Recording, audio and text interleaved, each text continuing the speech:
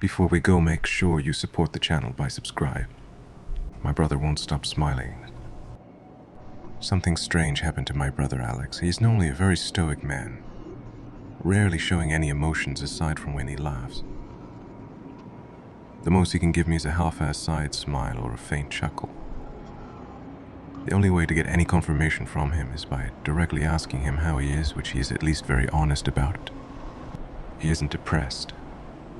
As far as I know, we just suspected that he just isn't that good at expressing emotions. But one morning, things were different. Me and Mother were downstairs in the kitchen eating breakfast. Normally, Alex is the first to wake up, but not today. We guessed he stayed up late reading or something. Eventually, he came downstairs and my mother greeted him. However, she stopped her words halfway through. I turned around to see what caught my mother's tongue and saw something I never thought I'd see. Alex was standing there smiling. No half-assed side grin this time. It was a full, ear-to-ear smile with teeth. It was a normal smile, but seeing it on Alex's face, it felt much more significant than it probably was. It shocked me, and it shocked my mother just as much, like it was the first time we ever saw Alex smile. It took a few seconds of minor disbelief for my mother to finally ask him what he's smiling about. "Yeah, I'm just happy," he told us with the same smile on his face. Part of me wanted to be glad that Alex was showing a face other than the blank one he normally gives us. It was a good look on him, after all. But something about it was off-putting. Alex may have appeared happy, but he didn't make eye contact with any of us. He just stared right between us like each of his eyes were individually tracking us. His tone of voice wasn't any different from his normal tone. Upon closer inspection, it certainly didn't match his face. Almost like he was pretending to be happy. Lastly, he insisted on skipping breakfast despite my mother preparing him waffles. He told her he wasn't hungry before grabbing his bag, his keys, and walking right out the door while wishing us well. He probably met a really cute girl yesterday, my mother suggested. I stayed home from school that day because I wasn't feeling well. During the day, a few of Alex's friends texted me in regards to his sudden mood change. I already knew what they were talking about, and I told each of them that he had just woke up in a good mood today. They all seemed pleased with seeing him happy, while one of his closest friends joked about him, saying how his face looked like a puppet. I was resting on the couch watching cartoons when Alex arrived home from school. To my surprise, that same smile he woke up with was still there. I even saw the glint of his pearly teeth from where I was lying down. Mother greeted Alex as he walked in and, like this morning, was shocked to see he was still smiling. She finally decided to break the ice and ask him about what's got him in such a good mood. "I'm just happy, that's all," he said with a steady tone. Mother pushed a little further and began asking questions. "Did you meet a cute girl, bump into an old friend, passed an exam with flying colors? Anything at all?" "Nope. I'm just really happy." She excused him finally, and he made his way upstairs to get ready for work. Me and Mom exchanged looks when he was no longer in sight. There was a cause for concern, but neither of us could put a finger on it. I spent the rest of my sick day upstairs in my room. I was able to hear my brother come back from work, followed by what I could only interpret as an argument between him and Mom. It wasn't loud, but there was some obvious emotionally charged back and forth between them. Later, I heard Alex walk upstairs and enter his own room, followed by Mom yelling, "I don't want to see you for the rest of the night."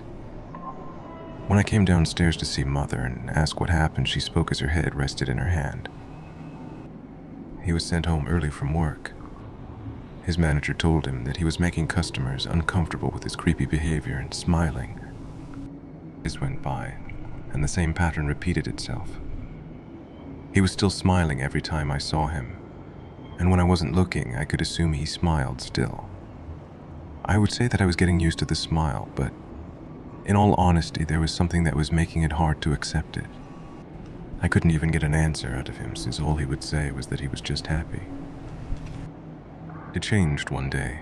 I got back from school after I started feeling better and saw that Alex wasn't home before me. Instead, I saw Mom and Dad sitting in the kitchen. From body language alone, it seemed like they were urgently waiting for me to come back. Before I could ask where Alex was, Dad held my hand and talked to me. "Son, go to your room." It took me by surprise. Why? Did I do something wrong? No, but please go to your room and wait for us. I could tell from his tone of voice alone that it seemed urgent. So I obliged and walked upstairs to my room. It was dead silent there, so silent that I could faintly make out what my mom and dad were saying from the floor below me. He attacked me. Is he sick? They just tore. I couldn't get anything else but simple words. But longer words and sentences weren't intelligible. I tried to listen closer to them, but I ended up picking up another person's voice instead. "Hey."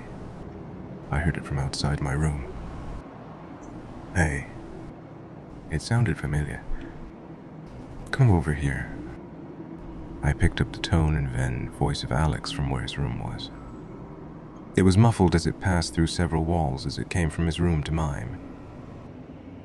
"Let me show you something." I stepped out of my room to investigate, praying that if I could see Alex, that he was okay.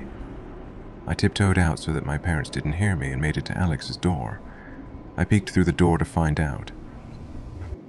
"Brother, I'm so happy, brother." Alex stood in the very center of the room, eyes staring directly at me. His smile was ever present, way beyond just grinning from ear to ear. The corners of his mouth were torn and broken, pushed apart by the new rows of 1,000 teeth. It reached from one side of the room to the opposite, looking more uneven the further from his head it extended. His lips stretched beyond what they should be able to, chipping and breaking like old paint on rotting wood. There was no way to tell how he kept his smile from falling, aside from some apparent struggles. I could sense a growing pain from him through the crack of the door, a silent cry for help being masked by an impossible emotion. It was at that moment when I passed out, probably from shock, but I couldn't remember.